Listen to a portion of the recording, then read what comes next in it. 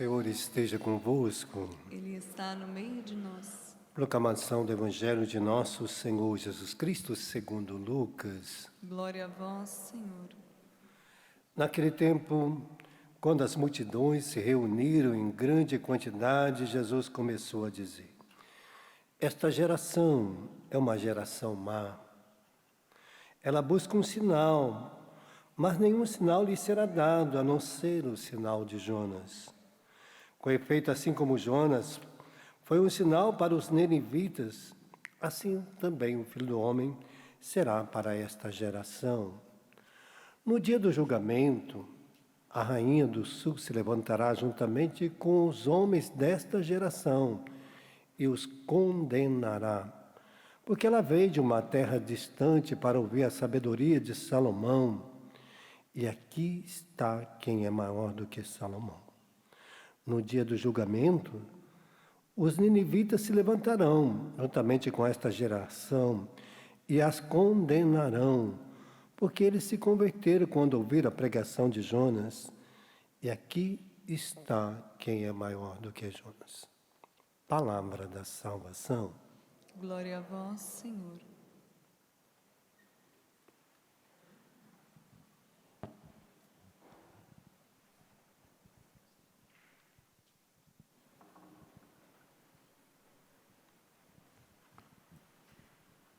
Há muitas pessoas que ainda não acreditam em Jesus. Infelizmente, né? Jesus, muitas vezes, é uma pessoa que muita gente conhece. Ouviu falar dele, até muitos foram batizados. Tem Jesus como um sinal diante de Deus, como uma pessoa que às vezes faz milagre, cura, faz prodígio, liberta, muitas coisas. Jesus tem muitos conceitos no coração de muitas pessoas. Jesus é para algumas religiões, filosofias religiosas, Jesus é um espírito luz, é o mais sublime, o homem da expressão da caridade. Jesus às vezes, é um sinal também de comércio para algumas situações. As pessoas vendem muitas coisas por causa de Jesus. Oferece filosofias religiosas de todo jeito usando o nome de Jesus. Mas Jesus vai expressar para aquelas pessoas que as pessoas ouviram falar de Jesus. Até mesmo foram batizados, porque as famílias levaram e as batizaram, e eles têm o batismo, mas não vive nada do que Jesus fala. Infelizmente. Não guarda. Jesus disse, é como um homem prudente que constrói a sua casa sobre a rocha. Ele ouve as minhas palavras e a põe em prática. Este é o servo. Este é aquele que ouviu a palavra de Deus, ouviu a palavra de Jesus e a coloca em prática. Esse vive a fé em Cristo. Jesus, mas se você ouve a minha fé e não a coloca em prática, é como um homem imprudente que constrói a sua casa sobre areia. E ela está sempre ruindo, está sempre pecando, sempre vivendo de miséria, porque a sua casa está edificada sobre areia. Vem as chuvas, as torrentes, vem as tempestades, dão contra aquela casa e ela está sempre ruindo, porque ela não está edificada em Jesus. Está edificada naquilo que você ouviu falar de Jesus. Se Jesus não cura, ele não é Jesus. Não, eu pedi a Jesus, não me curou, deixei a minha fé. Então era fé? Não. A cura, o milagre, o prodígio é um sinal da ação de Deus, é do Pai. Jesus não fazia milagres sozinho. Ele pedia ao Pai para curar aquela pessoa. Jesus aqui na terra, ele foi como que um homem comum, que revestiu da obediência a Deus para vencer o mal. Ele viveu tudo como nós, exceto porque ele não pecou. Por que Jesus não pecava? Por causa do caráter. Jesus tinha caráter. A pessoa que tem caráter, ela é diferente. Ela morre, mas não abre mão do seu princípio. Então, hoje, o que falta às vezes em nós, para não pecar, caráter. Nós temos muitas em nós de personalidade. A personalidade varia de acordo com o ambiente, situação, meio. Você está na igreja, está rezando, sai da igreja, esquece que é cristão, esquece que é pai, esquece que é casado, esquece às vezes o que é a pessoa, está no trabalho de um jeito, está na escola de outro, está no ambiente de festa é outro. Então, isso é personalidade, a pessoa varia de acordo com o ambiente. O caráter, Jesus e Nossa Senhora expressa o caráter da humanidade em Deus. O homem e a mulher que tem caráter em Deus, ela tem uma dimensão só. Ela é dentro da sua casa, é na escola, é no trabalho, é com as amigas, aonde vai, ela vive aquela dignidade, aquela honra, aquele jeito de ser. Ela não varia porque o outro oferece coisa para ela. O benefício, ela não se deixa extorquir pelas conversas, né? Então, esse é um grande problema que às vezes a gente pensa, muitas pessoas ouviu falar de Jesus, continuam ouvindo falar, continuam buscando os milagres, as curas, os prodígios, as graças, mas não quer mudar de vida.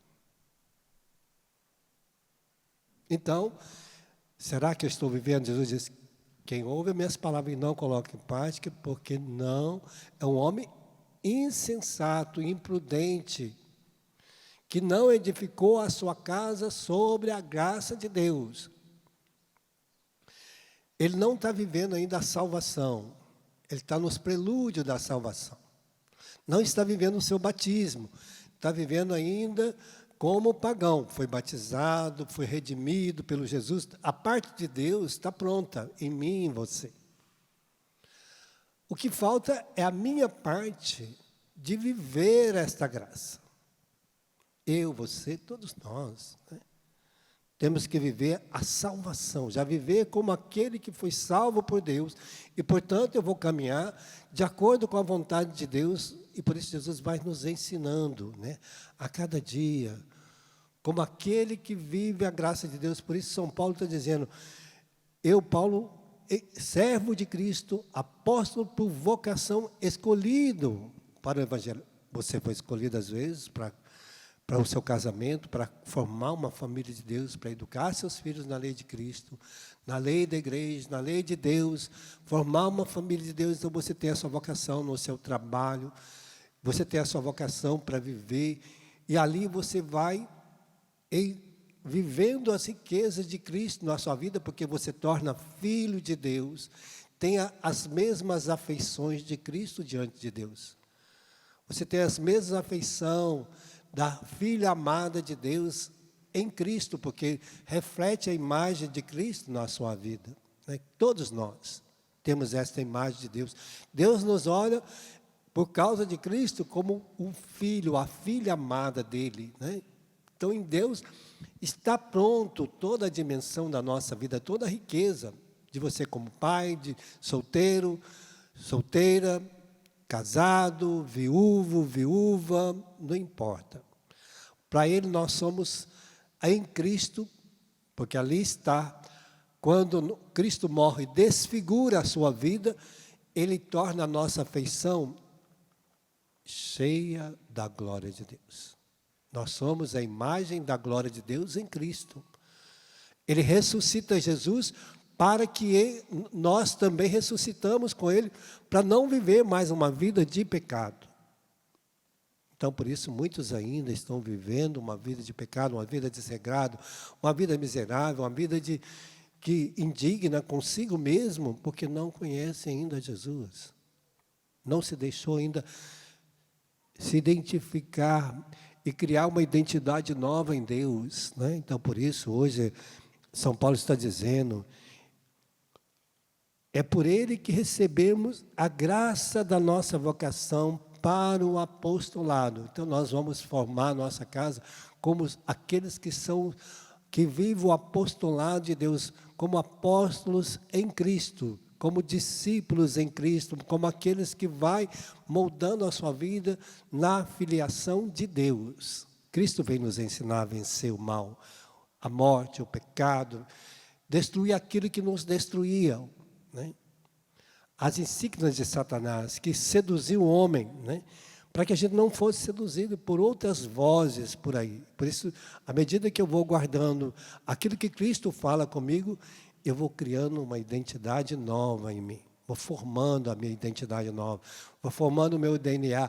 À medida que você entra aqui e comunga o corpo e o sangue de Jesus, você vai deixando o sangue de Jesus fazer uma transfusão no seu sangue, né? À medida que você deixa o Espírito Santo entrar na sua vida, Ele vai te dando os dons necessários, as virtudes necessárias para que você possa viver as graças de Deus, né? Por isso, celebrando hoje João 23, ele vai dizer desta graça, né? É necessário que eu abra a minha vida e abra a igreja para o Espírito Santo, para que ela seja moldada de novo. Então, nós somos moldados no Espírito Santo. Por isso, Jesus diz, as gerações daquelas pessoas ouviram Salomão, a sabedoria só de Salomão, não ouviram a palavra de salvação, só a sabedoria, só a capacidade para viver bem as coisas do tempo presente. E aí está falando, a rainha do sul ouviu isso e ela ficou encantada. Ele disse, Jonas foi lá em Nínive, uma cidade que tinha 120 mil habitantes, e ele disse, Deus irá destruir essa cidade daqui a uns dias se você não se converter. Aquela cidade inteira, do rei aos animais, se vestiram de saco, de cinza, fizeram penitência, jejum, abstinência, fizeram sacrifício, se converteram, por causa que Jonas só falou para eles que Deus iria destruir aquela cidade. E às vezes nós estamos vendo tanta destruição perto de nós e a gente ainda não mudou de vida. Tantas desgraças, tantas pandemias, tanta situação, falta de água, e o mundo está sendo consumido e a gente ainda não mudou. Os sinais dos tempos de Deus estão aí para a gente mudar, mas a gente ainda não deixou se moldar em Jesus. Às vezes a gente vive como aqueles que vai só querendo as riquezas e as bênçãos e os milagres de Cristo, mas ainda não mudou interiormente a nossa vida. Hoje o Senhor está nos convidando a prestar atenção nos tempos que nós vivemos. Ele está batendo a nossa porta mais uma vez. Acorda, tu que dormes, né? Porque o tempo só vai ficar mais difícil à medida que nós afastamos de Deus. Nossa casa vai ruindo a cada dia, se nós não edificamos ela naquilo que Cristo nos propõe. Fechamos nossos olhos por um instantezinho. Eu não sei como é que está a sua vida, não. Mas se está ainda mais ou menos, está na hora da gente tomar as decisões, pedindo ao Espírito Santo que nos ilumine, pedindo que você, às vezes que já não tem mais tempo nem de ler a palavra de Deus, nem de ouvir a palavra de Deus, às vezes nem lê, nem abre mais a Bíblia, nem lê mais o catecismo, nem lê os documentos da igreja, não se abastece, fica às vezes vivendo de tempos em tempos na igreja, vai de vez em quando, reza de vez em quando. O tempo é agora. Você não sabe o dia, nem a hora que o Senhor vai te chamar. Que o Senhor nos dê essa graça no dia de hoje, se estamos vivendo ainda as misérias do tempo.